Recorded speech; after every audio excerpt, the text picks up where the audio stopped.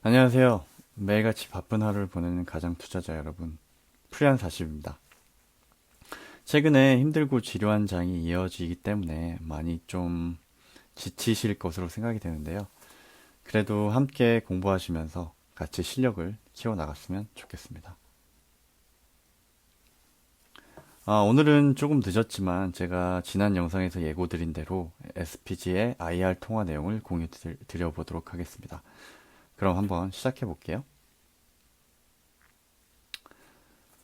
지난 시간에 SPG 1분기 공부를 하면서 궁금한 내용을 좀 리스트업을 했었고요. IR 담당자분께 통화를 여러 번 드렸고 바쁘셔서 겨우 통화를 했습니다. 팀장님이시기 때문에 저희도 회사를 다녀봐서 잘 알듯이 팀장님들이 많이 바쁘시기 때문에 여러 번 통화를 해서 통화를 했고요. 지난 시간에 리스트업 했던 내용은 뭐 선급금 용도, 그리고 단기 차입금, 그리고 정밀 감속기 매출, 그리고 하스 오토메이션 매출 관련된 내용, 그리고 미국 쪽 공장 자동화나 산업용 로봇용 감속기 관련된 여팡, 이렇게 5가지를 좀 정리했었고요. 오늘은 제가 이 5가지에 대해서 질문을 하고 답변 받은 내용에 대해서 공유 드려보도록 하겠습니다. 결론적으로 조금 심심한 내용일 수도 있는데 그래도 궁금한 내용을 공부하면서 리스트업을 하고 직접 IR 담당자분과 통화하면서 알아가는 과정에 대해서 집중해서 좀 들어주셨으면 좋겠습니다. 그러면 선급금 관련된 내용부터 한번 시작해 볼게요. 지난 시간에 이제 공부를 하면서 영업 현금 흐름이 마이너스로 전환이 됐었고, 이 부분에 대해서 집중적으로 영향을 끼쳤던 부분이 선급금의 증가였습니다. 결국엔 한 10억 정도 됐던 게 한 94억 정도 늘어났기 때문에 이 부분이 영업 현금 흐름을 마이너스로 전환시키는데 큰 영향을 끼쳤고요. 제가 그때 공부했듯이 선급금이라는 것은 기본적으로 상품을 구입하기 위한 비용이고, 이 상품에는 건물이나 비품도 해당이 되지만, 세 번째는 공사를 착수하거나 완성하기 전에 계약금, 착수금 등으로 미리 공사 대금을 지급하는 경우도 해당됐기 때문에, 이 부분에 대해서 혹시나 희망적으로 3번 사항이 아닐까라고 좀 예상했던 부분인데, 이 부분에 대해서 제가 질문을 했었고요. 투자 개념은 일단 아니라고 확인해줬고, 이게 구체적인 내용은 별도로 재무 쪽에 확인이 필요한 사항이라 즉답이 어려운 부분이다. 라고 답변해 주셨습니다. 결국에는 지금 투자 개념이 아니라고 하셨기 때문에 이거는 결국에는 상품이나 비품 관련된 비용인데 사실 94억이면 사실 너무 많긴 한데 이게 뭐 원재료 관련된 내용일 수도 있고요. 이게 이제 원재료 가격이 계속 오르고 있기 때문에 이 부분을 조금 더 선제적으로 구매를 하는 비용일 수도 있고요. 사실은 구체적인 내용을 재무 쪽에서 확인해 줘야 되는데 당장의 통화에서는 확인해 주기 어려운 사항이라고 좀 답변을 받았습니다. 두 번째는 1년 미만 단기 차입금이 과다한 이유에 대해서 제가 좀 질문을 했었고요. 보시면 매년 기한을 연장하고 있어서 당장 현금 흐름에 문제가 있는 수준은 아니라고 좀 평가를 했었고요.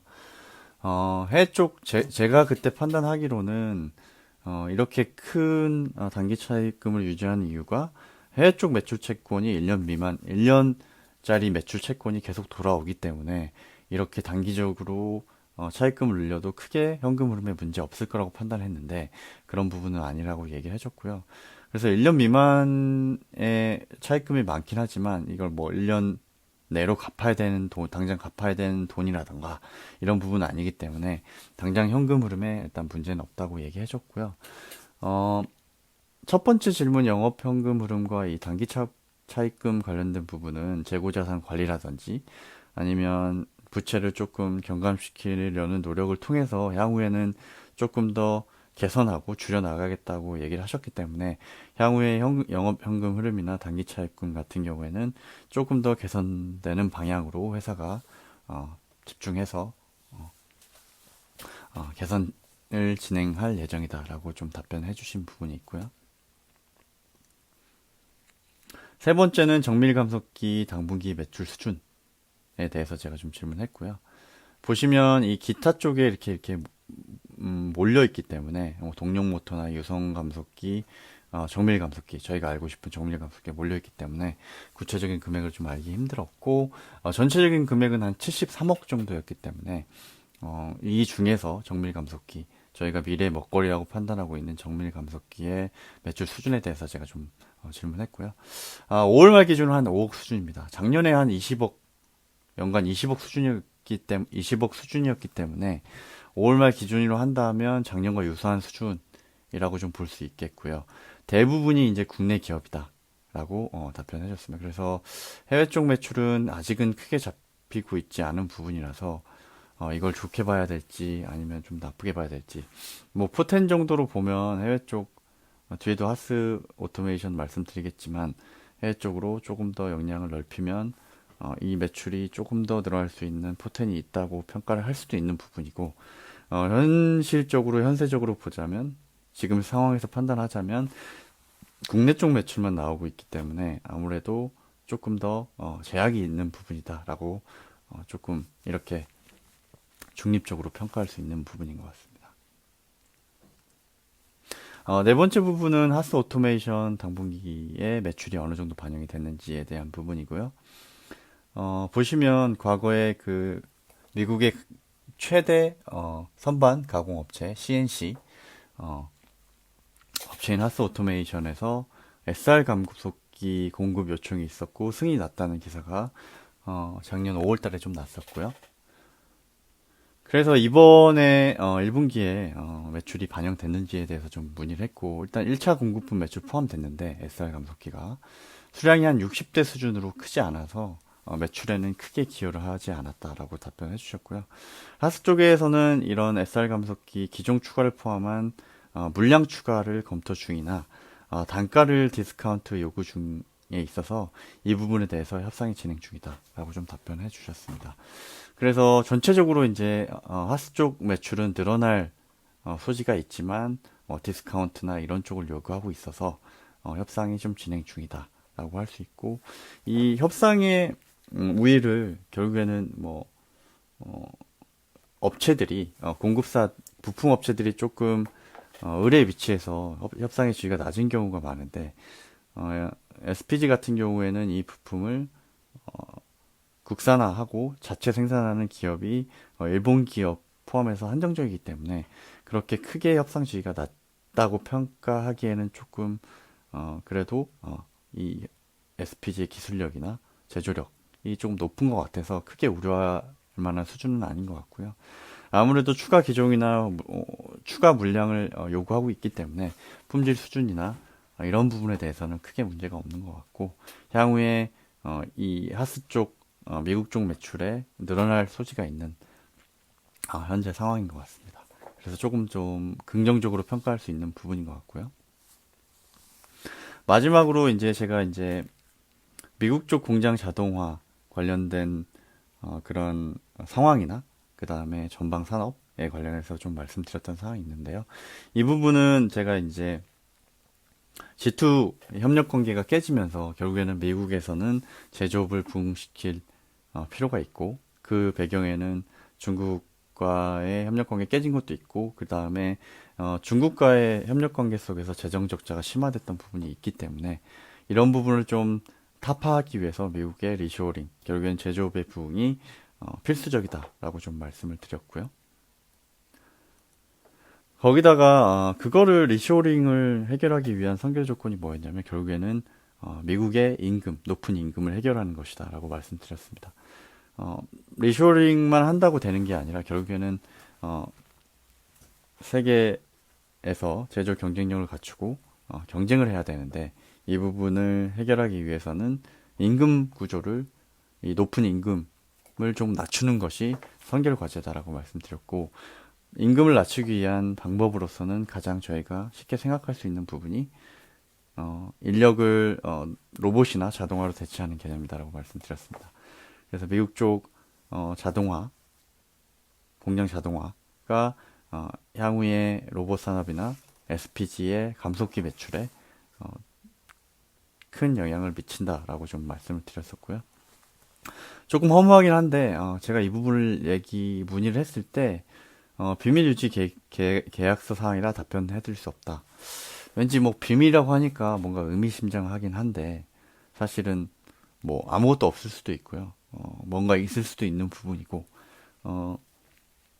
근데 뭐 저희는 희망회로를 항상 돌리기 때문에 그래도 뭔가 있지 않을까. 왜냐하면 미국 쪽에서 리쇼링이나 공장 자동화에 대한 요구가 굉장히 큰 상황이고 그런 측면에서 산업 자동화에 대한 니즈 또는 투자가 활발해질 것이고 그렇다고 한다면 이 감속기 쪽에 대한 문의나 콜 요청 이런 것들이 많을 수 있다라고 좀 평가를 했는데 아쉽게도 확인해주기 힘든 사항이다라고 좀 답변을 해주셨습니다. 그래서 이렇게 제가 궁금했던 5가지 사항에 대해서 질문을 했고 답변을 받았고요. 결국에는 정리해보자면 선급금이나 마이너스 영업 현금 흐름 같은 경우에는 크게 기대할 희망을 가질 사항도 아니었고 크게 우려할 만한 수준도 아니었다라고 좀 볼 수 있겠고 감속기 매출 같은 경우에는 작년하고 동일한 수준의 1분기 매출이라고 좀 보면 될 것 같고 다만 추가적으로 작년 대비해서는 하스 오토메이션 쪽 매출이 어느 정도 미미하게나마 좀 반영이 돼 있다. 향후에는 이런 미국 쪽 하스 오토메이션을 포함한 미국 쪽 매출이 증가할 소지가 좀 있는 걸로 좀 보이고요. 그 다음에 마지막 질문했던 미국 쪽 공장 자동화 니즈 투자 관련된 사항은 비밀 사항이라 답변해 줄 수 없기 때문에 이 부분은 뭐 희망회로를 돌릴 수도 있지만 그래도 중립적으로 봐야 되는 사항인 것 같습니다.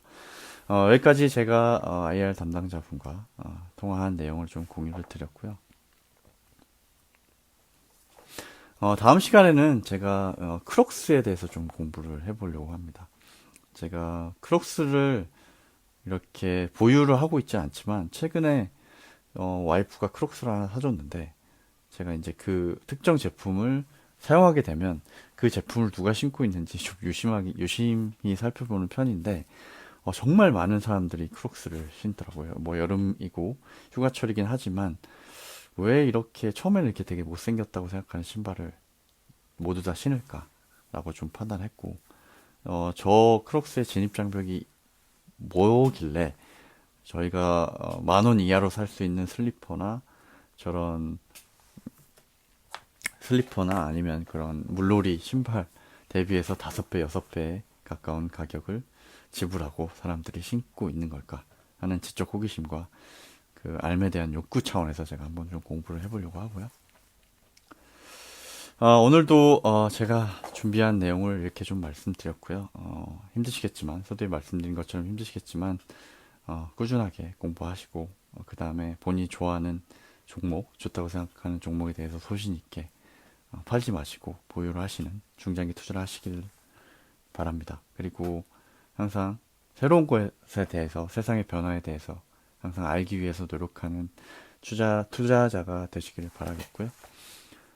오늘도 귀한 시간 내셔서 저와 함께 공부해 주셔서 감사를 드리고 제가 말씀드린 내용이 좀 유익했다면 좋아요나 구독을 부탁을 드리겠습니다. 그럼 오늘 제가 준비한 내용은 여기까지고요. 그럼 다음 시간에 또 조금 더 유익한 내용을 가지고 찾아뵙도록 하겠습니다. 감사합니다.